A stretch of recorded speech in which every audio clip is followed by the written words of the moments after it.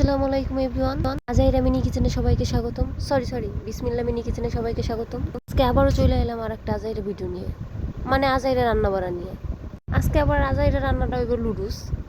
এজন্য আমরা একটা মেলে পানি গরম করে নিছি, তার মধ্যে লুডুসগুলো ঢাইলে দিলাম। মানে পানিটা একটু গরম হয়ে আইলে তো অন্য পাশে রুটি বানানো শেষ, রুটিগুলো এখন ছাড়তেছে। এই আজাইরা কাম কাছে আমি একলা করি না, আমার বান্ধবীও আছে, মানে আমার সখা আর কি। আমার বান্ধবী আবার রুটি বানাইতে ভালো পারে, তাই হ্যাঁ রুটি বানানোর দায়িত্বটাই দিছি। রুটি বানায় সে তার ছেঁকা হয়ে গেছে। ওই তো এই পাই দিয়ে আবার আমার লুডুসটা হয়ে গেছে, মানে সেদ্ধ করা। পানিটা চাই কিনলাম, আমার কাছে আবার ছাঁকনি নাই, এজন্য আমরা এইভাবেই ছাঁকলাম, মানে পানিটা একটু নিগড়ে নিলাম।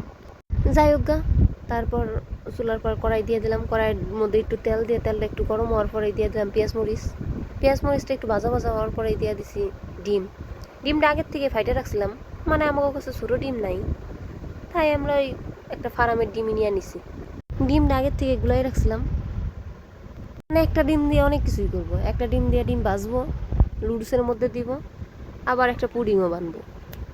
যাই হোক, এদিক দিয়ে আমার ডিম ভাজা ভাজা হয়ে গেছে, পরে দিয়ে দিলাম সেদ্ধ করা লুডুসটা দিয়ে একটু নাড়াচাড়া দিয়ে তারপরে দিয়ে দিলাম মশলা, মানে লুডুসের মশলা। আগেই কিন্তু লবণ দিয়ে নিছিলাম, মানে সামান্য পরিমাণ। আবার ভাববেন আমরা লবণ